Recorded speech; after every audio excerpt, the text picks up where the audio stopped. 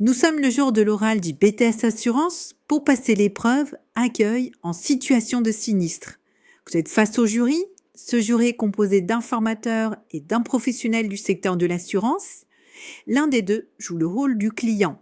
Il vous regarde et vous dit « Bonjour, je viens vous déclarer un sinistre ». À partir de cet instant, vous n'êtes plus un étudiant. Vous êtes évalué comme un futur professionnel en agence. Dans cette vidéo, nous allons volontairement nous concentrer sur un seul point. Les mesures de sauvegarde, c'est ce qu'on appelle aussi les mesures conservatoires.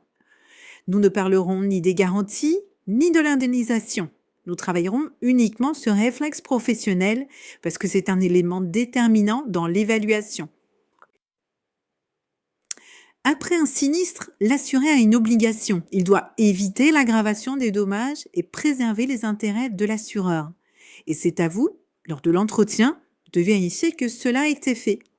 Le professionnel présent dans le jury sera particulièrement attentif à ce point. Pourquoi ? Parce que c'est un marqueur de maturité professionnelle.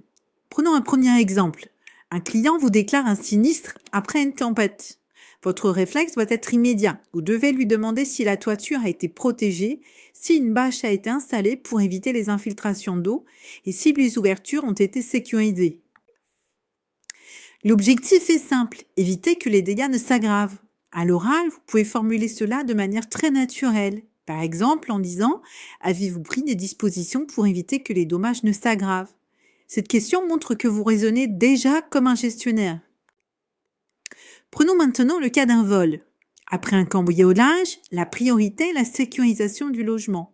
Vous devez vérifier si les portes et fenêtres fracturées ont été protégées et si des dispositifs provisoires ont été installés.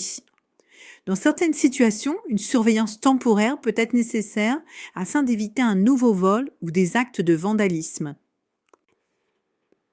Ici encore, vous démontrez que vous protégez les intérêts de l'assureur en évitant qu'un second sinistre ne survienne.